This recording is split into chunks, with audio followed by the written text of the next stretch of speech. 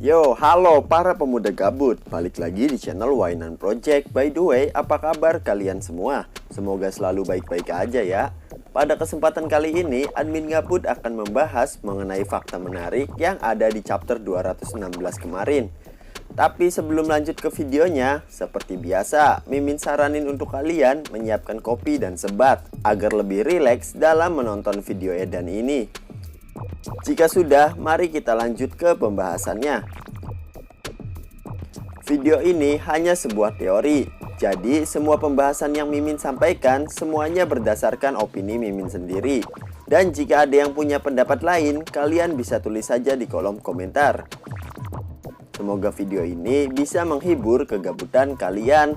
Dan jika kalian suka dengan videonya, kalian bisa subscribe aja biar nggak ketinggalan dari konten-konten Mimin lainnya.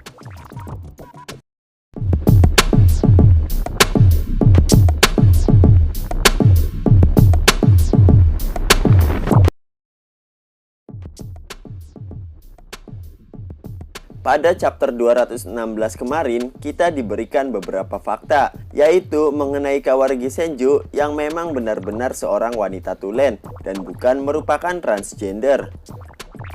Fakta lainnya yaitu Kawaragi Senju adalah adik dari Akashi Takeyomi dan Sanzu Haruchiyo. Dan di akhir chapter terdapat sebuah fakta yang sangat menarik untuk dibahas, yaitu Takemichi bisa melihat kejadian yang belum terjadi.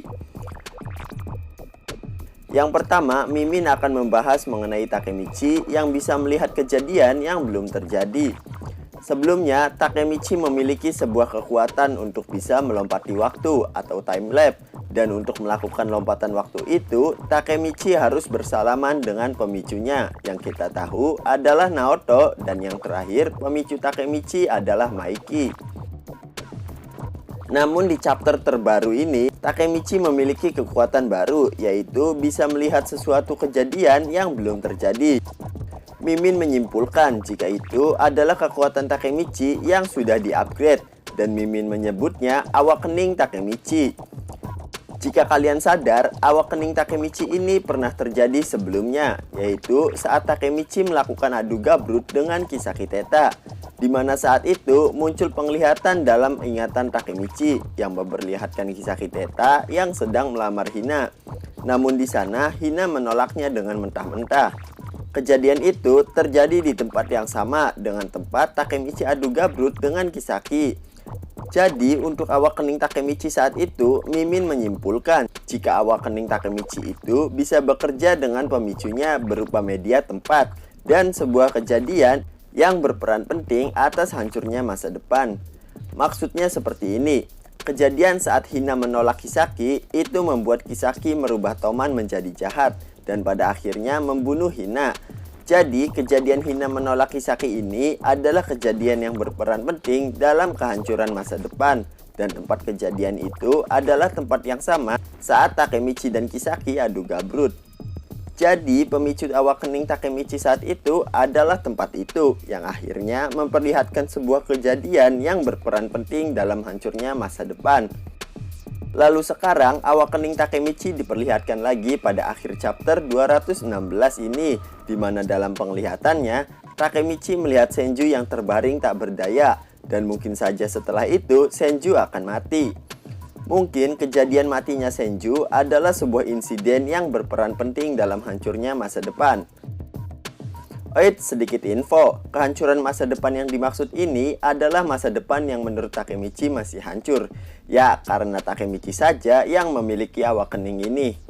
Dan saat ini tujuan Takemichi adalah menyelamatkan Maiki. Jadi awakening Takemichi akan bekerja memperlihatkan kejadian yang nantinya akan merubah Maiki dan geng bontennya di masa depan. Kembali ke topik, awakening Takemichi itu bekerja saat Takemichi menerima sebuah stik es krim bekas yang dilemparkan Senju. Jadi sepertinya pemicu awakening Takemichi kali ini berupa media benda, yaitu stik es krim. Teori Mimin mengenai stik es krim adalah pemicunya itu diperkuat karena dalam penglihatan Takemichi, saat itu Kawaragi Senju dan Takemichi hanya berdua di bawah rintihan hujan. Dan di sana Senju berkata, "Kau menepati janjimu." Sebelumnya Takemichi dan Senju sudah membuat janji, yakni mereka berdua akan membeli es krim rasa coklat mint bersama-sama lagi. Dan sepertinya saat itu mereka berdua ingin menepati janjinya.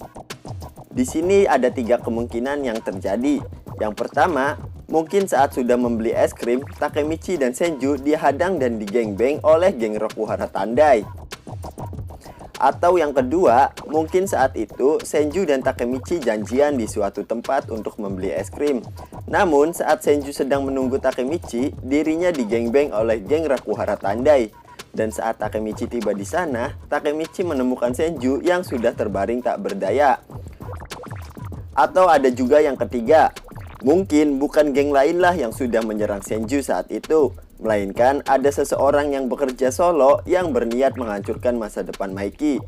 Dan di sini Mimin beropini jika orang itu adalah Hanma Suji, karena Hanma Suji yang merupakan partner dari Kisaki, yaitu si biang masalah, tidak mungkin jika karakter seperti Hanma ini lenyap dari cerita begitu saja. Dan mungkin kali ini Hanma melanjutkan apa yang sudah Kisaki rencanakan. Jadi intinya awakening Takemichi saat itu bekerja karena pemicunya berupa media benda yang merupakan stik es krim itu.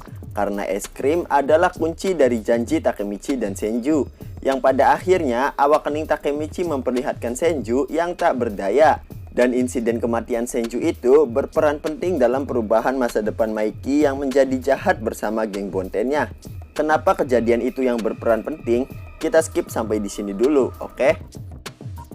Fakta yang kedua, kita diberitahukan jika Kawaragi Senju adalah adik dari Akashi Takeyomi dan Sanju Haruchiyo. Awalnya Mimin bertanya-tanya, mengapa Akashi Takeyomi yang sebelumnya pada chapter 215 mengatakan jika geng Kanto Manji ini tidak memiliki sebuah ambisi, dan saat ini bisa dibilang Maiki adalah orang jahat. Lalu Akashi dan Brahman ini yang akan mengalahkan orang-orang jahat itu. Namun pada kenyataannya di masa depan, Akashi Takeyomi malah bergabung dengan geng Bonten yang dikabarkan adalah geng kriminal saat itu. Lalu apa yang membuat hati Akashi Takeyomi ini berubah?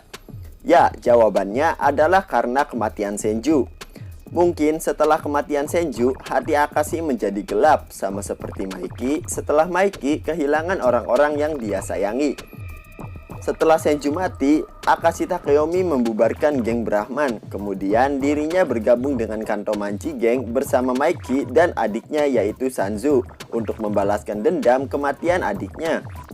Mungkin saat itu Akashi mengira jika yang membunuh Senju adalah Terranosot. Lalu kemudian geng Kanto Manji berperang dengan Rokuhara Tandai hingga akhirnya Kanto Manji lah yang jadi pemenangnya. Dan anggota Rokuhara Tandai yang tersisa seperti Kakucho, Haitani bersaudara, dan Ultraman Mucho bergabung dengan geng Kanto Manji. Lalu di masa depan berubah menjadi geng Bonten. Tapi walaupun Hanma lah yang sudah membunuh Senju, berarti saat itu Kawaragi Senju sedang menunggu Takemichi, dan mungkin Hanma menyerangnya dari belakang menggunakan motor dan sebuah tongkat. Sama seperti yang pernah Hanma dan Kisaki lakukan pada Ema. Namun kali ini mungkin Hanma menyerang Senju menggunakan setelan yang sangat tertutup. Jadi Senju tidak mengetahui siapakah orang yang sudah menyerangnya itu. Dan Akashi hanya berpikir jika anggota Rokuhara Tandai lah yang sudah menyerangnya. Karena tidak mungkin jika anggota Kanto Manji yang melakukan itu.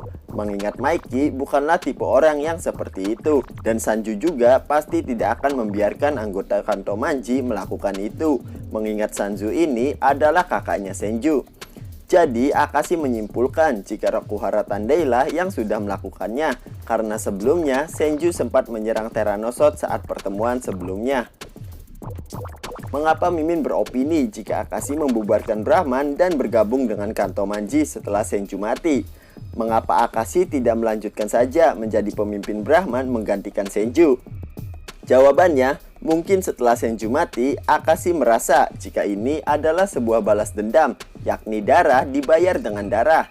Di sini, Akashi tidak ingin melibatkan teman seperjuangannya dulu, yakni Waka dan Benkei yang merupakan mantan anggota Black Dragon generasi pertama dalam misi balas dendam untuk membunuh pembunuh adiknya. Teori Akashi membubarkan Brahman ini Mimin yakinkan karena di masa depan sebelumnya Waka dan Benkei ini belum diperlihatkan, dan mungkin mereka berdua melanjutkan kehidupan seperti biasanya setelah dibubarkannya geng Brahman. Dan satu hal lagi, ingat saat Takemichi baru kembali ke masa lalu, Draken sudah menjadi anggota Brahman. Yang berarti sebelum Takemichi kembali ke masa lalu, Draken juga sudah sedari tadi berada di Brahman. Dan di masa depan sebelumnya, kehidupan Draken diperlihatkan baik-baik saja dan memiliki bengkel motor bersama Inui. Fakta itu meyakinkan Mimin jika Akashi membubarkan geng Brahman setelah kematian Senju. Dan setelah itu, Akashi menyuruh Waka dan Benkei melanjutkan kehidupan seperti biasanya. Dan Akashi juga menyuruh Draken untuk tidak terlibat lagi dalam dunia berandalan ini. Lalu setelah Brahman bubar, Draken tidak mempunyai pilihan lagi selain melanjutkan kehidupannya. Karena harapannya menyelamatkan Mikey adalah geng Brahman. Namun karena geng Brahman bubar dan Akashi bergabung dengan Kanto Manji, membuat Draken harus mengubur dalam-dalam keinginannya untuk menyelamatkan Mikey. Dan pada akhirnya Draken melanjutkan kehidupan seperti biasanya. Min, kenapa Draken gak gabung aja sama Rokuhara Tandai setelah Brahman bubar? Ingat Bor, Draken join ke Brahman karena memang memiliki tujuan yang sama, yaitu mengalahkan Kanto Manji. Draken ingin menyelamatkan Mikey, sedangkan Akashi beserta Senju pasti bertujuan menyelamatkan saudaranya, yaitu Sanzu. Sedangkan tujuan Rokuhara Tandai ini mungkin merupakan sesuatu ambisi yang besar, yang mungkin bertujuan dalam sebuah bisnis kriminal yang ujung-ujungnya adalah cuan. Makanya Draken tidak tertarik untuk join ke Rokuhara Tandai, karena tujuan mereka memang berbeda. Dan jikalau Draken join ke dalam Rokuhara Tandai, tidak mungkin masa depan Draken itu baik-baik saja. Mengingat semua mantan top global Rokuhara Tandai bergabung dengan Mikey dan menjadi geng Bonten di masa depan. Terkecuali Badut Madarame ya, karena memang di masa depan dia gak ditampilkan saat perkenalan anggota geng Bonten. Lagian gede bacot doang, bocah epic juga bisa Bor. Intinya, berubahnya Mikey di masa depan bersama geng Bontennya adalah didasari oleh insiden tewasnya Kawaragi Senju. Yang setelah itu, Akashi membubarkan Brahman, lalu bergabung dengan geng Kanto Manji. Dan setelah itu, Kanto Manji berperang dengan Rokuhara Tandai, hingga perang itu menewaskan Terranosot sebagai pembalasan dendam dari Akashi dan Sanzu. Dan geng Kanto Manji terus berkembang, hingga akhirnya menjadi geng Bonten di masa depan.